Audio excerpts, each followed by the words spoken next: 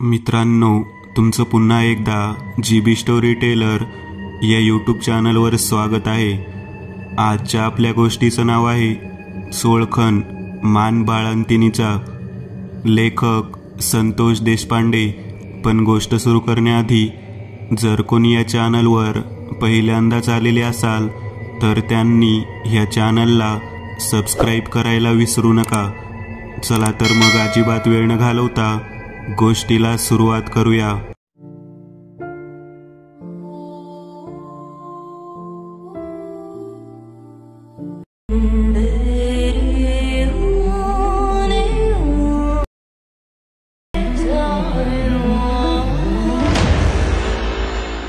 गौराबाई मंदा काकू रिंकूला घेऊन मंदिराच्या बाजूला असलेल्या सटवाईला जाण्यासाठी निघालेले होते। घाटाच्या बाजूला सटवाईचं मंदिर होतं। त्या ठिकाणी अगदी लहानपणापासून मी वेगवेगळ्या लोकांना आलेलं पाहत होतो। 5वीच्या पूजेला त्या ठिकाणी सगळेजण जात असत, पण असं काहीतरी एक ठिकाण होतं ज्या ठिकाणी मात्र सटवाईची पूजा केल्यानंतर लोक आवर्जून एका पिशवीमध्ये असलेला उतारा नेऊन ठेवत होते। मी बऱ्याच वेळा त्या ठिकाणी लोकांना जाताना पाहिलं होतं। सकाळी सटवाईची पूजा करायची आहे आणि रात्रीच्या वेळी त्या ठिकाणी पिशवीमधून उतारा ठेवायचे। लिंबाचं झाड होतं आणि कठडा होता। त्या कठड्यावरती ते उतारा ठेवून निघून येत होते। गावामध्ये त्या पद्धतीची रीतच होती। ती पद्धत केव्हापासून होती ते माहिती नाही, परंतु जर कोणी ते कार्य केले नाही तर बायका त्या मुलीला गावात थांबू देत नव्हत्या। काय कारण होतं माहीत नाही, परंतु गाव सोडून जायला सांगत होत्या। ज्या माहेरवाशीन मुली आलेल्या असत त्या आवर्जून या गोष्टीला पाळत होत्या। मी माझ्या मित्रांसमवेत त्याच ठिकाणी बसलेलो असायचं। सटवाईचं दर्शन झाल्यानंतर त्या ठिकाणी जेवणाचं काम सुद्धा केलं जायचं। ज्यांनी नवस बोललं आहे ते बाजूच्या मठामध्ये जेवणाचा बेत देत होते। जेवण वगैरे झाल्यानंतर आम्ही आनंदामध्ये खेळायला जात होतो। नदीच्या पटांगणावरती खेळणं वगैरे झाल्यानंतर संध्याकाळच्या वेळेला पुन्हा एकत्र मित्र जमायचे। त्या दिवशी सुद्धा असंच झालं। आम्ही सर्वांनी दुपारी रिंकूला आलेलं पाहिलं। त्या ठिकाणी तिने जेवण वगैरे सगळं काही झाल्यानंतर विवेक जवळ येऊन त्याला सांगितलं की माझ्यासोबत आज कोणी पुरुष व्यक्ती नाही, तू येतोस का रात्रीच्या वेळेला? चोळखनीचा कार्यक्रम आहे। विवेक माझ्याकडे पाहत म्हणाला, तू येतोस का रे? आपण सगळेजण मिळून जाऊ। तेव्हा मी म्हणालो, नको रे बाबा, त्या कठड्याकडे लोक म्हणतात ती जागा श्रापित आहे। तेव्हा आमच्या बाजूचे सगळे लोक हसू लागले। मला म्हणाले, अरे मूर्खा, ती जागा श्रापित नाही, पुण्यवान जागा आहे। त्या जागेवरती जर चोळखन अर्पण केली तर लेकराला दीर्घ आयुष्य लाभतं। आपल्या गावातील ज्या ज्या ठिकाणी माहेरवाशिनी आहेत त्या ठिकाणी येतात आणि त्या पद्धतीचा विधी करून मगच जातात। रिंकू माझ्याकडे पाहत म्हणाली, अरे चल ना दादा, काय होतंय? तू आला म्हणून आम्हाला मदतच होईल। माझ्याकडे या पद्धतीने तिने विनंती केल्यानंतर मी त्या ठिकाणी जाण्यासाठी तयार झालो। माझ्यासोबत विवेक होता। विवेक मला म्हणत होता, प्रत्येक गोष्टीमध्ये निगेटिव्ह पाहण्याची सवय सोडून दे। जर तू वाईट जर पाहत राहिलास तर कधी ना कधी तुझ्या वाट्याला वाईटच येणार, हे विसरू नकोस। मी त्याला म्हणालो, अरे तसं नाही, मी बऱ्याच दिवसापासून हा प्रकार पाहत आहे। काही लोक आवर्जून त्या ठिकाणी चोळखन अर्पण करायला जातात, परंतु मला कळलं नाही की त्या कठड्यावर त्या जागेला एवढं महत्त्व का द्यायचं आहे। लोक आवर्जून देवीला येतात, सटवाई करतात आणि तेथून निघून जातात। तिथपर्यंत ठीक आहे, 5वीची पूजा हे पण ठीक आहे, परंतु चोळखन देण्यासाठी काही लोकांकडे ती सुद्धा नसते, तरी सुद्धा ते आवर्जून त्या ठिकाणी द्यायला जाण्यासाठी पैसे उधार उसने करून तो विधी पूर्ण करतात। जर नाही केलं तर असं काय फरक पडणार आहे त्या गोष्टीचं? तेव्हा विवेक माझ्याकडे पाहत म्हणाला, हे बघ अतुल, मी तुला आतापर्यंत सगळं काही सांगितलं आहे, ते सगळं चांगलं सांगितलं आहे। याच्या पाठीमागे सुद्धा एक इतिहास आहे आणि तो आज आपण तिथे जाऊन आल्यानंतर मी रात्री सांगेन। त्याचं बोलणं ऐकून झाल्यानंतर माझ्या मनामध्ये जिज्ञासा वाढवून राहिली की आपण ज्या ठिकाणी जाणार आहोत त्या ठिकाणाचा इतिहास तरी काय आहे. रिंकू, मी आणि विवेक तसेच रिंकूची काकू आमच्यासोबत त्या ठिकाणी लहान बाळाला घेऊन आलेली होती. मला एक समजलं नाही, हे भयानक ठिकाण असताना या ठिकाणी लहान बाळाला कशासाठी घेऊन यायचं. काही गरज नव्हती. लोक भीतीपोटी कुठेही काहीही करतात असा माझा समज होता. गावाच्या बाहेरच्या बाजूला म्हणजे अगदी स्मशानाला लागूनच ते ठिकाण होतं. स्मशानाला जात असताना जो कठडा असतो त्या कठड्याच्या बाजूला दुसरा कठडा त्या ठिकाणी होता आणि त्या कठड्यावरती तो विधी केला जात होता. रिंकूची मावशी आमच्याकडे पाहत म्हणाली, पोरांनो, तुम्ही दोघेजण आहात म्हणून आम्हाला या ठिकाणी येता तरी आलं. मला वाटतं की तुम्ही या ठिकाणी थांबावं. आम्ही तो विधी पूर्ण करतो. नंतर आपण प्रदक्षिणा मारून येथून निघून जाऊयात. तेव्हा मी म्हणालो, ठीक आहे. रिंकूने एक मोठी पर्स आणलेली होती. ती पर्स तिने बाजूला कठड्यावरती ठेवली. मी माझा मोबाईल त्या पर्समध्ये ठेवला आणि त्या लहान बाळाला माझ्यासोबत घेऊन उभारलो. मावशी आणि रिंकू दोघेही जणी पूजा करत होत्या. विवेक आजूबाजूला लक्ष देऊन होता. लक्ष देण्याचं कारण एकच होतं की त्या भागामध्ये लांडग्यांचा सुळसुळाट जास्त होता. कदाचित त्याच भीतीपोटी आम्हा दोघांना त्यांनी बोलावलेलं होतं. मी त्या चाललेल्या विधीला पाहत मनात विचार करत होतो, लोक किती शिकले असले तरी या अशा प्रकारच्या गोष्टींना मान देत बसतात. पूजा वगैरे आटोपून झाल्यानंतर प्रदक्षिणा मारायला सुरुवात झाली.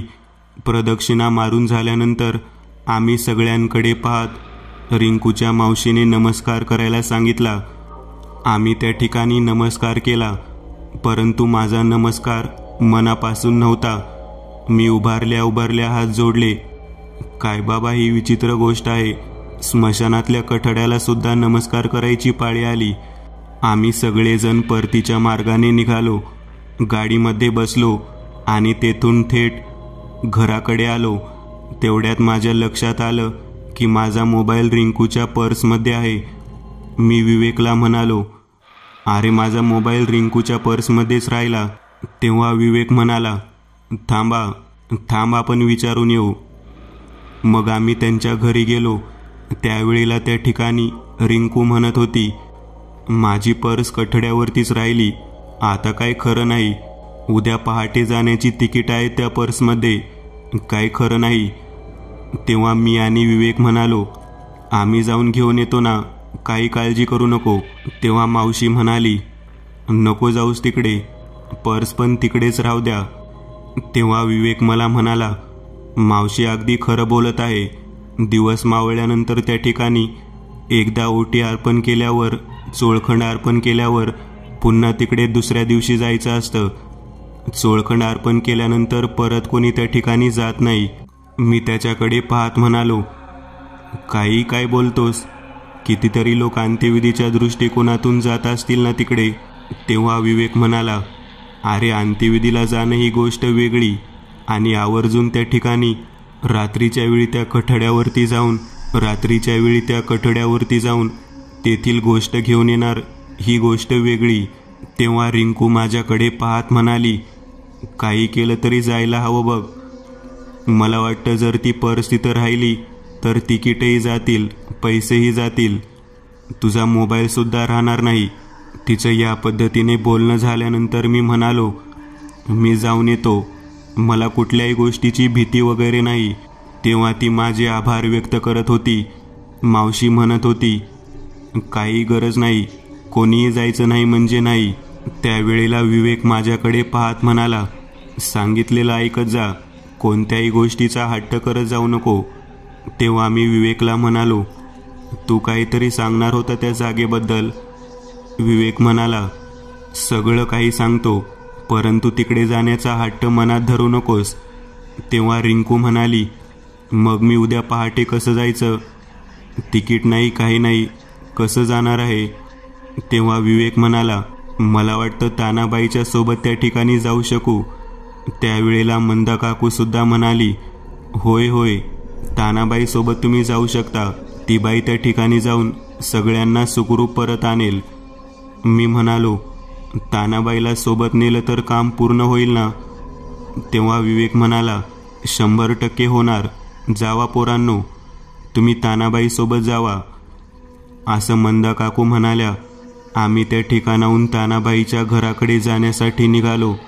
विवेक मला म्हणाला, अतुल, एखाद्या जाणकार व्यक्ती सोबत असेल ना, मग कोणत्याही गोष्टीची भीती नसते. तू काही ऐकत नाहीस आणि मनाने सगळ्या गोष्टी करतोस. आम्ही तानाबाईच्या घराजवळ पोहोचलो. मी विवेकला म्हणालो, अरे किती महत्त्वाच्या गोष्टी त्या पर्समध्ये राहिलेल्या आहेत. तिचं तिकीट राहिलं आहे, माझा मोबाईल राहिला आहे, पैसे आहेत. समज जर कोणी येताना उचलले तर? तेव्हा विवेक म्हणाला, अरे त्या कठड्यावरच्या कोणत्याही गोष्टीला कोणीच हात लावत नाही रे. आम्ही तानाबाई तानाबाई म्हणून घरामध्ये हाक मारू लागलो. तेव्हा त्यांची सून आली. ती म्हणाली, आत्या घरी नाहीत, शेताकडे गेलेल्या आहेत. आता मात्र पंचायत झाली. अर्ध्या वाटेपर्यंत आलेलो असताना परत मोकळ्या हाताने जाण्याच्याऐवजी मी म्हणालो, आपण दोघेजण जाऊन येऊ, काही होणार नाही. विवेक माझ्याकडे पाहत म्हणाला, काही गरज नाही, नको त्या गोष्टीमध्ये अडकायला नको. तरीसुद्धा मी हट्ट केला आणि आम्ही दोघेजण त्या दिशेने जाण्यासाठी निघालो. बरंच अंतर पार करून गेल्यानंतर उजव्या बाजूला तो कठडा होता.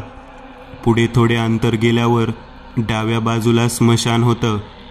कठड्याच्या त्या ठिकाणी पर्स आणि साहित्य अगदी जसेच्या तसे असेल असं मला वाटलं, परंतु तेथे काहीच नव्हतं. ओटी ठेवली होती, ती सुद्धा नव्हती. चोळखण गेली कुठे याचा मी विचार करत होतो.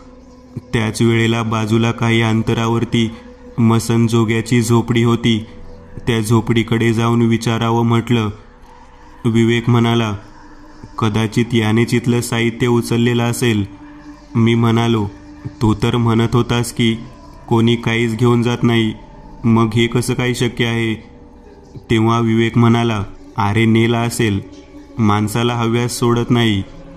तेव्हा मी त्या झोपडीच्या दिशेने जाण्यासाठी निघालो. आतमध्ये शिलाई मशीन चालू आहे असा आवाज ऐकू येत होता. आतमध्ये पाहिलं तर एक काळसर चेहरा असलेला व्यक्ती जो लुंगीवरती होता आणि त्याने मशीनवरती काहीतरी शिवायला घेतलं होतं. मी त्याच्याकडे पाहत म्हणालो, अहो, या कठड्यावरती संध्याकाळच्या वेळेला आम्ही एक पर्स विसरून गेलो होतो, तुम्ही पाहिली का?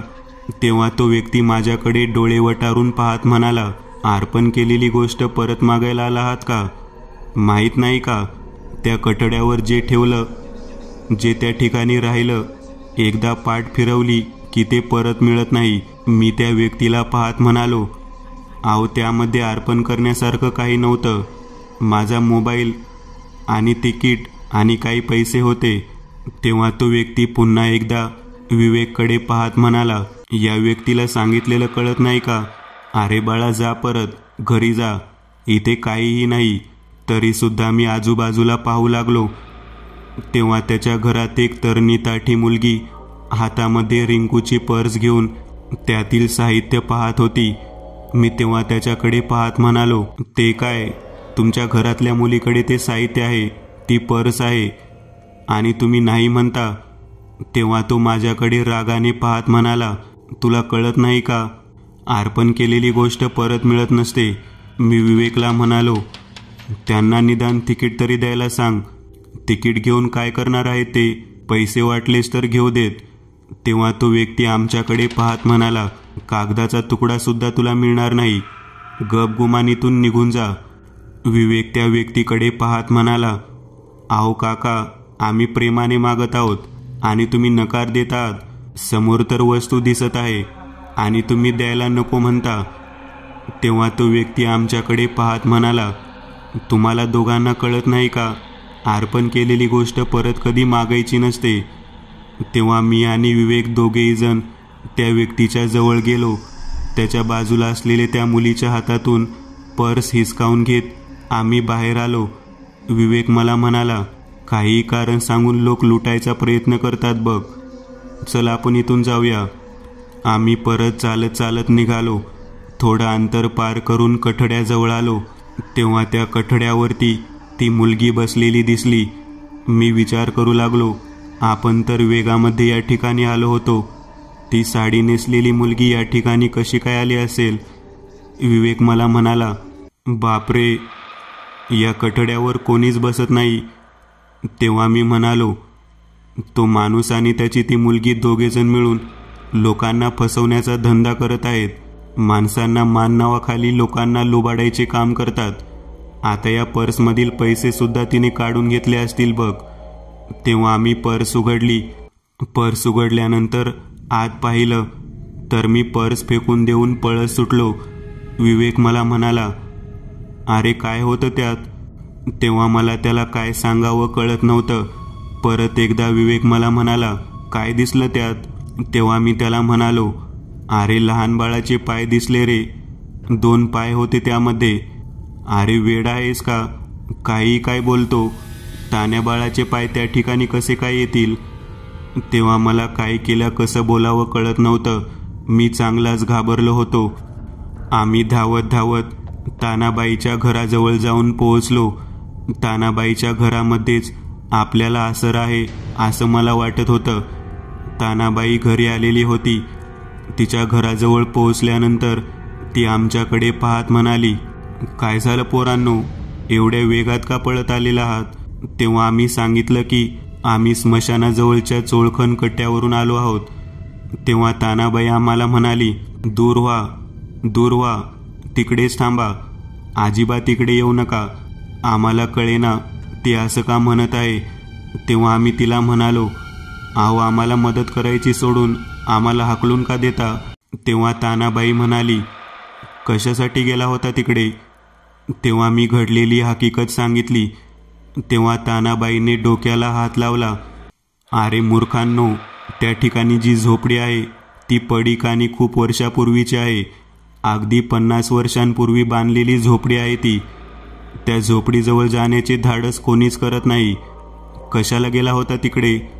तेव्हा पर्सचं कारण सांगून आम्ही तिकडे गेलो होतो म्हटलं. त्यावेळेला तानाबाई म्हणाली, नको त्या गोष्टीचा हव्यास केला. एकदा कठड्यावर ठेवलेली गोष्ट परत मागायची नसते. तुम्ही साक्षात त्या ओल्या बाळंतिणीच्या घरी गेला. आम्ही तानाबाईकडे पाहत म्हणालो, काय बोलत आहात तुम्ही. ओल्या बाळंतिणीच्या घरी. ओल्या बाळंतिणीच्या घरी आम्ही तर तिच्या घरी नव्हतो गेलो. तिचं घर तर आम्हाला माहीत पण नव्हतं. तेव्हा ती म्हणाली, अरे लेकरांनो, तेच घर तिचं आहे. खूप वर्षापूर्वी त्या ठिकाणी ती राहत होती. चोळखणीचा मान तिला कशासाठी दिला जातो हे सुद्धा तुम्हाला माहिती नाही. तेव्हा विवेक म्हणाला, मला माहिती आहे. मी याला सांगणार होतो पण याने हट्ट धरला.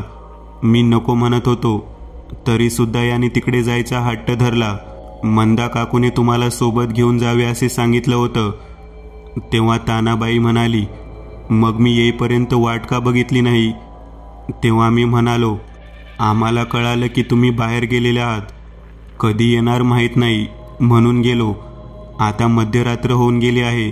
पोरांनो, घराच्या आत मी तुम्हाला घेऊ शकत नाही, परंतु एक काम करते, तुमच्या कडेने हवनामधील राख टाकते.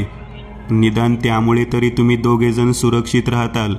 ही गोष्ट ऐकल्यानंतर विवेक आणि मी दोघेजण बाहेर असलेल्या कट्ट्यावरतीच बसलो. तानाबाई आतमध्ये जाऊन हवनातील भस्म आणलं आणि त्यांच्या कडेने गोलाकारमध्ये पसरवलं. आम्हाला म्हणाली, लेकरांनो, तुम्हाला जी गोष्ट दिसली ती मला दिसणार नाही, परंतु मी या गोष्टीपासून तुमचं संरक्षण व्हावं म्हणून हे भस्म कडेने टाकलेलं आहे. लक्षात घ्या, ज्या गोष्टी तुम्ही पाहिल्या त्या या अगोदर कोणी पाहिलेल्या नाहीत. कोणीसुद्धा हिंमत केली नाही की त्या कठड्यावरील ठेवलेली गोष्ट परत आणावी. म्हणून चोळखिणीचा विधी झाल्यानंतर कोणत्याही व्यक्ती ती गोष्ट प्राप्त करण्यासाठी जात नाही. तेव्हा मी म्हणालो, काय कहाणी आहे ते तरी सांगा. तेव्हा तानाबाईने सांगायला सुरुवात केली. ती म्हणाली, पोरांनो, दुष्काळग्रस्त भागांमध्ये शेती पिकत नव्हती. त्यावेळेला कोणता ना कोणता ते रोग सदैव त्रास देत होता. ज्या ठिकाणी तो कठडा आहे त्या ठिकाणी पूर्वी गावची वेस होती. लोकांना वाटत होतं की आपल्या गावामध्ये सदैव पाण्याचा दुर्भिक्ष आहे, दुष्काळ आहे, यासाठी कोणती ना कोणती गोष्ट कारणीभूत असावी. तेव्हा भरपूर मुबलक अन्नधान्य पिकावं म्हणून गावातील लोकांनी देवऋषीकडे धाव घेतली. त्याला विचारलं तेव्हा त्याने सांगितलं की वेशीच्या बाहेरची जी जमीन आहे त्या जमिनीमध्ये मोठी विहीर पाडावी, तेथे पाणी लागेल. ती जागा मधुकर नावाच्या शेतकऱ्याची होती. गावच्या कल्याणासाठी त्यांनी ती जमीन द्यायला आणि त्यात विहीर पाडायला परवानगी दिली. विहीर वगैरे पाडण्यात आली, परंतु पाणी काही केले लागले नाही. तेव्हा देवऋषी त्या ठिकाणी म्हणाला, ज्याची जमीन आहे त्याच्या लेकराचा जीव मागत आहे. आता मात्र मधुकर फारच चिडला. सगळ्यांना म्हणाला, मोठ्या मनाने मी जमीन दिली आणि माझ्या लेकराचा जीव म्हणजे तुम्हाला कळतं का? तेव्हा गावातल्या लोकांनी त्याला खूप समजावून सांगितलं. त्याला 3 मुली होत्या. त्यातील पहिली मुलगी बाळणपणासाठी आलेली होती. बाकीच्या 2 मुलींच्या लग्नाचा प्रश्न होता. गावातील लोक म्हणाली, तुझी शेती पिकेल, तुझ्या 2 मुलींचे लग्न होईल, अख्खा गाव तुझ्या ऋणामध्ये राहील. एका मुलीला या ठिकाणी अर्पण कर, गावासाठी भलं होईल. गर्भवती असलेल्या मुलीला अर्पण करायचं ही किती मोठी पापाची गोष्ट असेल. तो बोलून दाखवू लागला. तरी पण गावातल्या लोकांनी त्याला खूप आग्रह धरला. अखेर गावगाडा रेट. यापुढे त्याला काय करावं कळालं नाही. 8 ते 10 दिवसानंतर गावामध्ये पंचायत भरली. त्याची मुलगी आलेली होती. 2च दिवस झालेले होते.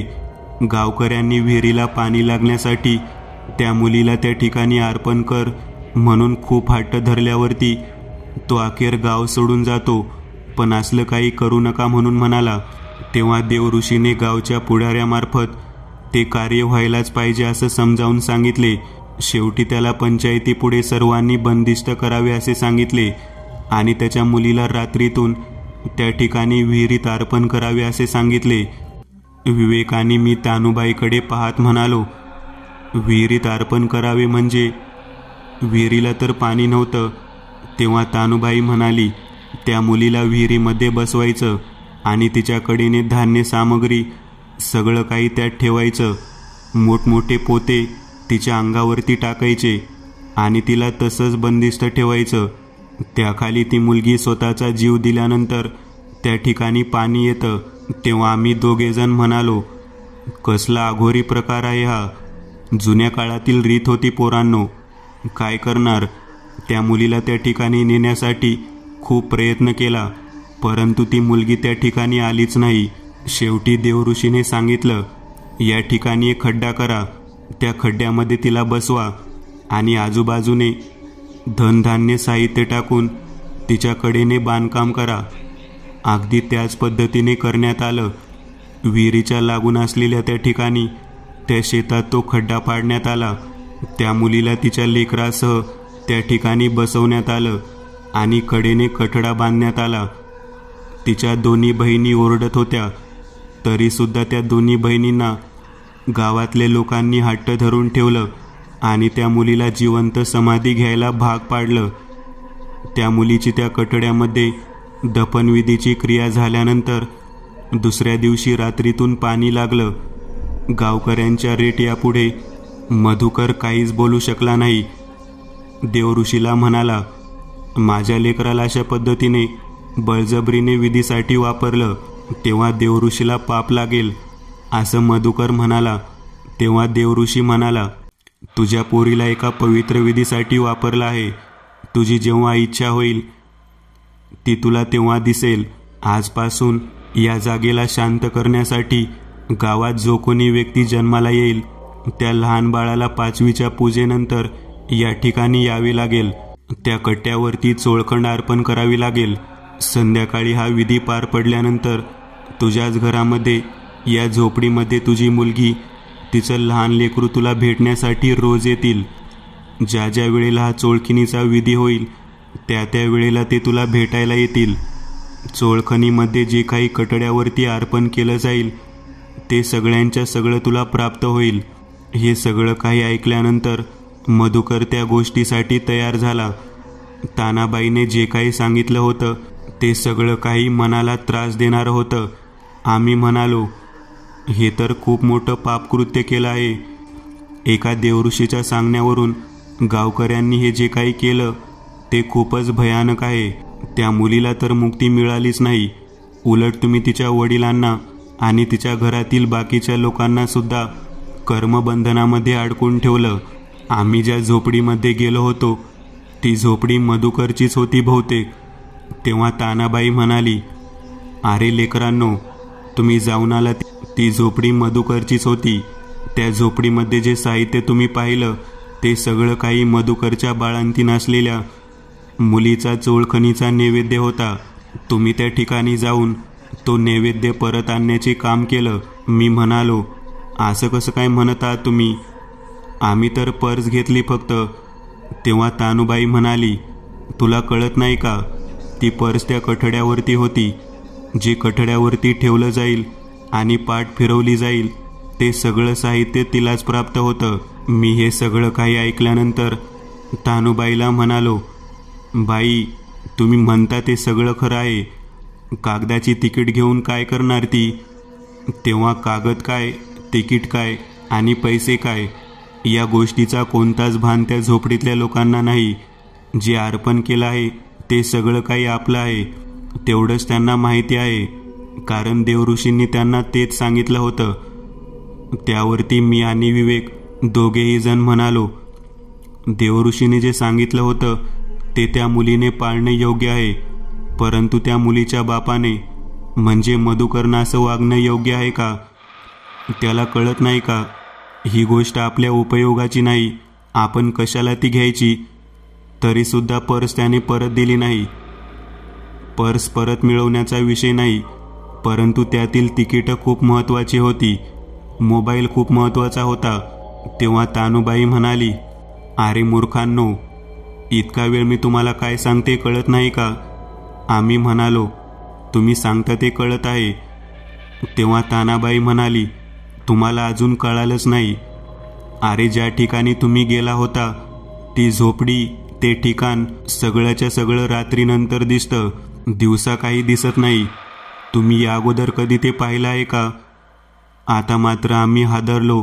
विवेक म्हणाला, नाही, या अगोदर आम्ही कधीच ते पाहिलं नाही. त्या झोपडीमध्ये पाहिलेला तो म्हातारा व्यक्ती जो शिवणकाम करत होता तो मधुकर होता. तो स्वतःच्या पोरीला अर्पण केलेल्या चोळीला शिवत होता. तो व्यक्ती जिवंत नव्हता. हे सगळं काही ऐकल्यानंतर आम्ही चांगलेच हादरलो.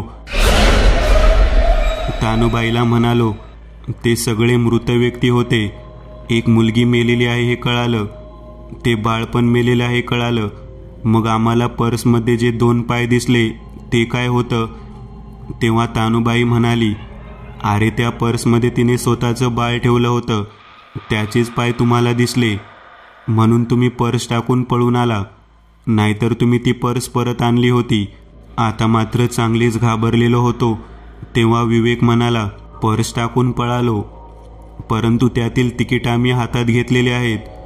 तेव्हा तानुबाई म्हणाली, बापरे, याचा अर्थ ती त्या वस्तूला घेण्यासाठी इथपर्यंत येणारच. कदाचित त्यामुळेच मी तुम्हाला या ठिकाणी भस्माच्या गोल रिंगणामध्ये बसवलेलं आहे. मला सुद्धा तशी बुद्धी व्हायचं कारण तेच आहे. त्याच वेळेला अचानक सोसाट्याचा वारा सुटला. आम्ही दोघेजण म्हणालो, तानाबाई, हे भस्म तर उडून चाललं आहे. तेव्हा तानुबाई म्हणाली, लेकरांनो, तुम्हाला आता कसं वाचवायचं हाच फार मोठा प्रश्न आहे. आम्ही दोघेजण त्या कठड्यावरती बसून सगळं काही ऐकून घेतल्यानंतर चांगलेच घाबरलो, दयेची याचना करू लागलो. तेव्हा तानुबाई म्हणाली, लेकरांनो, आता काय करावं मला समजत नाही. तुम्ही थांबा, मी घरात जाते. तानुबाई घरात गेली. वावटळ सुरू झाली होती. आम्ही त्या ठिकाणी बसलेलो होतो. तेवढ्यात तो मधुकर, त्याची मुलगी आपल्या लहान लेकराला कडेवर घेऊन त्या ठिकाणापर्यंत येऊन पोहोचलेले होते. जो मान या गावाने दिला आहे तो मान तू हिरावून घेतोस का? चोळखणीचा मान आमचा आहे. आमच्या शेतामध्ये विहीर पाडून आमच्या घराला मृत्यूच्या छायेमध्ये लोटणाऱ्या या गावातील प्रत्येकाला ती मानाची गोष्ट द्यावीच लागते. माहीत नाही का? जी गोष्ट दिली आहे ती परत घ्यायची नसते. मी तुला सांगितलं होतं, अर्पण केलेली गोष्ट परत न्यायची नसते. तरी सुद्धा त्यातला तुकडा सुद्धा नेता येत नाही म्हटल्यावर तू तो कागद आणलाच कशासाठी? विवेक आणि मी दोघेही जण थरथर कापू लागलेलो होतो. जे काही समोर पाहत होतो ते सगळं काही विलक्षणकारक आणि आश्चर्यकारक होतं. एकदा अर्पण केलेली गोष्ट परत मागायची नसते हे आम्हाला चांगलं माहीत होतं, परंतु आता उमगत नव्हतं की काय करावं. आम्ही आणलेली गोष्ट आमच्यासाठी जीवावर बेतणार हे आम्हाला माहीत नव्हतं. चोळखणीचा मान आम्ही अर्पण केलता, पण नकळत राहिलेल्या गोष्टीमुळे आम्ही चांगल्याच पेच प्रसंगात सापडलेलो होतो. भस्म कडेने असल्यामुळे ते दूरवरूनच बोलत होते. त्याच वेळेला हिरवी साडी घातलेली ती मुलगी कडेवरती बाळ घेऊन आमच्या दिशेने पुढे चालत येऊ लागली. मी, विवेक दोघे जण हात जोडत म्हणालो, ए ताई, माफ कर आम्हाला, माफ कर. आम्ही तुझ्या मानाच्या गोष्टीला हात लावला, परंतु आम्ही अर्पण केलेली गोष्ट फक्त चोळखण होती. कठड्यावरती जे ठेवलं ते तुझं आहे हे आम्हाला माहीत नव्हतं. तेव्हा मधुकर आमच्याकडे पाहत म्हणाला, माहीत नव्हतं तरी सुद्धा मी सांगितलं होतं, तरी या ठिकाणाहून तू घेऊन आलास.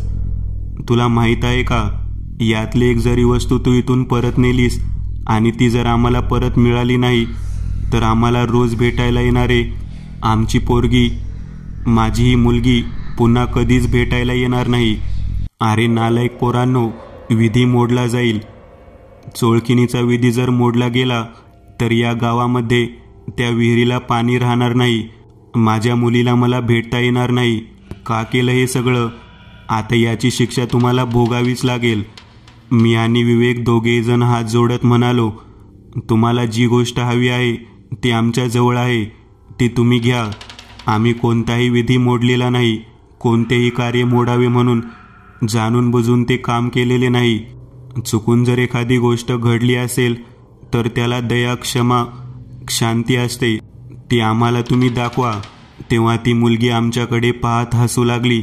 अर्पण केलेली गोष्ट परत मागायला येतोस आणि दिली नाही तर हातातून हिसकावून घेऊन पळून येतो, मग त्याला नकळत घडलेली घटना म्हणतात का? माझा आणि माझ्या वडिलांचा जो भेटीचा विधी आहे तो तुम्ही कायमस्वरूपी बंद करण्याचा प्रयत्न केला. अगोदरच विहिरीत पडणाऱ्या या लेकीला आता बापासोबत भेटता सुद्धा येणार नाही, ते सुद्धा केवळ तुमच्या दोघांमुळे. मी तुम्हाला सोडणार नाही. तेव्हा विवेक म्हणाला, कोणती गोष्ट दिल्यामुळे तुम्ही शांत होताल ते तरी सांगा. आमच्याकडून खूप मोठी चूक झाली आहे. या बदल्यात आमचा जीव घेऊ नका. काय हवं आहे ते देतो. तेव्हा मधुकर आमच्याकडे पाहत बोलू लागला, तुमच्या हातामध्ये फक्त कागद आहे, तो सुद्धा आमच्या कठड्यावरचा आहे आणि तुम्ही तो परत घेऊन आलेला आहात. जोपर्यंत चोळखण परत त्या ठिकाणी येत नाही तोपर्यंत तुम्हाला शिक्षेतून सुटका नाही. आता या वेळेला आम्ही चोळखण कुठून आणायची असे म्हणून हात जोडू लागलो, तरी सुद्धा ती मुलगी आणि मधुकर दोघे जण ऐकत नव्हते. भस्माचा लेप जो कडेने होता ते सर्व काही उडू लागलेले होते.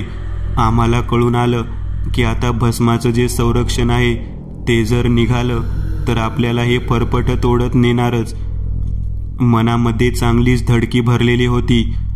दया, क्षमा, याचना जरी केली तरी पिशाच्य शक्ती आम्हाला सोडायला तयार नव्हती. चोळखण जो बाळंतिणीचा मान आहे तो आम्ही हिरावून घेतलेला होता. नकळतीच्या वस्तूला त्या कठड्यावर ठेवलेल्या आमच्या वस्तू जरी असल्या तरी विधी झाल्यानंतर आम्ही त्याला हात लावलेला होता आणि त्यामुळेच आज आमचा जीव धोक्यात होता. त्याच वेळेला अचानक संबळाचा वाजलेला आवाज येऊ लागला. संबळ वादन सुरू झालेलं होतं. मला कळेना की संबळ कोण वाजवत आहे. त्या वादनाच्या आवाजाने कानावरती हात ठेवून मोठमोठ्यांदा कर्णकर्कश आवाजात ओरडत मधुकर आणि त्याची मुलगी त्या लेकरासह मागे सरकू लागले. तानुबाईने एका मोठ्या तबकामध्ये खण, नारळ आणि ओटी आणलेली होती. ती संबळाच्या वाजण्याच्या आवाजाच्या नादामध्ये आमच्या समोर येऊन उभा राहिली. संबळ वाजायचा थांबला आणि मधुकरकडे पाहत म्हणाली, तुझ्या लेकराला भेटण्याचा जो विधी होता तो चोळखणीचा होता. तो विधी मुलांकडून चुकून मोडला गेला आहे. तुला चोळखंड हवी आहे ना? तुझ्या लेकीला त्याचा नैवेद्य हवा आहे ना? मी तो नैवेद्य देते. हा घे नैवेद्य आणि या लेकरांना इथून सोडून दे. तेव्हा तो कागदच हवा आहे असं म्हणून हट्ट धरला. तेव्हा आम्ही तो कागद त्या तबकामध्ये ठेवला. ते तिकीट तबकामध्ये ठेवून मी नमस्कार केला आणि काही क्षणामध्ये ती ओटी ते तबक आपल्या जवळ घेऊन मधुकर आणि त्याची मुलगी विकट हास्य करत, ओरडत, किंचाळत जणू काही आपल्याला विजय प्राप्त झाला आहे असा आनंद व्यक्त करत तेथून निघून गेले. तानुबाई हिच्याकडे पाहत आम्ही तिच्या पायावर डोकं ठेवलं आणि तिला म्हणालो, केवळ तुझ्या बुद्धीमुळे आम्ही वाचलो. तानुबाई, तुझे उपकार आम्ही आयुष्यभर कधी विसरणार नाही. तेव्हा तानुबाई म्हणाली, लेकरांनो, ज्या ठिकाणी ज्या गोष्टीचा मान आहे, जो मान पूर्वजापासून चालत आलेला आहे, त्याच्या मागे काही ना काहीतरी कारण असतं. लोक ती गोष्ट मानत नाहीत आणि फुकट संकटामध्ये सापडतात. आज माझ्याकडे माझ्या सुनेने असलेला संबळ वाजवल्यामुळे, त्या निदानामुळे ते मागे तरी सरकले. त्यामुळे मी त्यांना चोळखणीचा नैवेद्य तरी देऊ शकले, ती ओटी भरू शकले. नाहीतर मला वाटत नाही की त्यांनी तुम्हाला सोडलं असतं. मित्रांनो, आज पुरतं एवढंच. तुम्हाला जर काही गोष्ट आवडली असेल तर नक्की लाईक करा. तुमच्यापैकी बरेचसे जण व्हिडिओ लाईक न करताच पळून जातात. पण हा जर व्हिडिओ तुम्ही लाईक केला तर मला जरा बरं वाटेल आणि असेच भारी भारी व्हिडिओ बनवायची माझ्यात एनर्जी येईल. त्यामुळे नक्की लाईक करा. आणि अजूनही कोणी या चॅनलला सबस्क्राईब केलेलं नसाल तर लगेच सबस्क्राईब करून टाका. आणि बाजूची घंटी ती मात्र दाबायला विसरू नका.